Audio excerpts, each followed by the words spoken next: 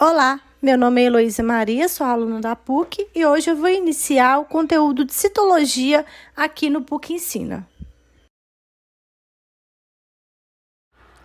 Mas afinal, o que é citologia? Citologia é um ramo da biologia que estuda a célula, que é a menor unidade estrutural que compõe os seres vivos. Ainda sobre as células, elas podem ser divididas em dois tipos, como procarióticas ou eucarióticas. As células procariontes são células primitivas constituídas por uma estrutura simples. E o núcleo nesse tipo de célula não é individualizado, ou seja, não é delimitado por uma estrutura chamada carioteca.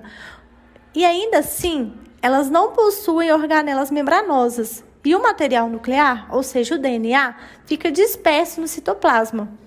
Enquanto nas células eucariontes, o núcleo está individualizado, está delimitado pela carioteca, portanto, o DNA fica envolvido por essa estrutura.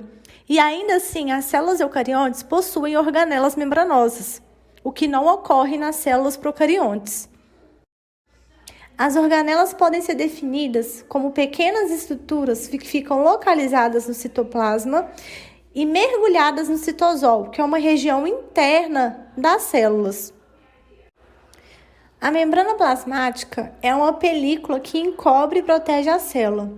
E essa estrutura vai ter uma característica muito importante, que é a permeabilidade seletiva, que faz com que ela consiga regular a entrada e a saída de substâncias pequenas, bloqueando também a passagem de substâncias grandes para dentro das células. Enquanto o citoplasma é uma região delimitada pela membrana plasmática, onde é encontrado o núcleo e também as organelas. Existem muitas organelas no citoplasma e algumas vão ser citadas ao longo desse vídeo. Os lisossomos estão evidenciados pelo círculo vermelho que aparece no vídeo, e eles são estruturas que são encontradas apenas nas células animais e exercem a função de digestão celular. Já os plastos são estruturas membranosas que são encontradas apenas nas células vegetais, e elas podem estar disponíveis nas células como cloroplastos, leucoplastos e cromoplastos. O complexo de Golgi ele é formado por várias unidades e apresenta diversas funções, tais como o auxílio no processo de excreção da célula e formação dos lisossomos. Já os centríolos são pequenas estruturas que participam da divisão celular. Essa estrutura também produz os cílios e os flagelos. As mitocôndrias são estruturas essenciais ao funcionamento energético da célula, pois são elas que vão liberar a energia necessária para que a célula consiga exercer todo o seu trabalho energético. Os peroxomos, que estão evidenciados no vídeo com esse círculo vermelho, eles são responsáveis por liberar enzimas que destroem possíveis moléculas que podem ser tóxicas à célula. Outros tipos de vacúolo que as células possuem são os vacúolos pulsáteis ou contráteis. Esses tipos de vacúolo realizam a osmorregulação, que é o controle de concentração de sais dentro das células, enquanto os vacúolos de suco celular ou armazenamento são encontrados geralmente nas células vegetais.